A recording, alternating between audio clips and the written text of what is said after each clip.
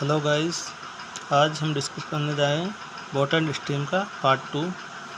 इसके पहले हम रिकैप में देख रहे थे speed of boat in still water क्या थी, x kilometre per hour. Speed of current in या stream y kilometre per our.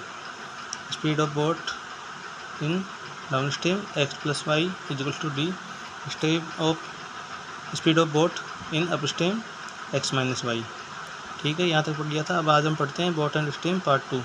इसके अंदर अपन देखेंगे एवरेज स्पीड निकालना। एवरेज स्पीड क्या होगी, जब कोई बोट एक पॉइंट से डाउन स्ट्रीम में जाती है, कोई निश्चित दूरी तय करती है और वापस उसी पॉइंट पर आ जाती है अप स्ट्रीम में, तो उसके लिए एवरेज स्पीड का फॉर्मूला होगा जो यहाँ पर ए और बी में डिफाइन किया हुआ है। मैं एक्स और वाई में डिफाइन करके बता देता हूँ दोबारा से।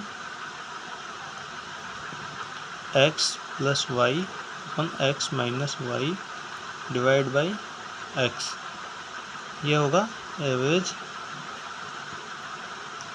स्पीड का फॉर्मूला। इसके अंदर यहाँ पे ए और बी में डिनोट किया हुआ है एक्स और वाई को, तो यहाँ से सिंपल करने के लिए ये देख लेते हैं तो ये समझ में आ जाएगा इजीली।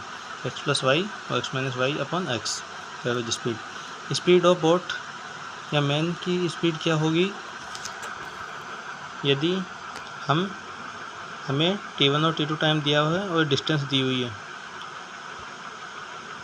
तो ये कोई सर्टेन डिस्टेंस है जिसमें T1 टाइम के अंदर कोई डाउन स्ट्रीम जाती है बोट और वापस से T2 टाइम के अंदर अप स्ट्रीम आती है, तो इसका फॉर्मूला होगा स्पीड ऑफ बोट का d/2 1/T1 plus 1/T2 kilometre per our में।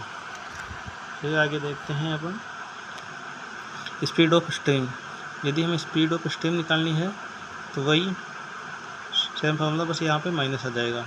d/2 ये जो डिस्टेंस है उसका आधा ब्रैकेट 1/T1, T1 टाइम के अंदर यहाँ पे गया था डाउन स्ट्रीम में, 1/T1 minus 1/T2 kilometre per our.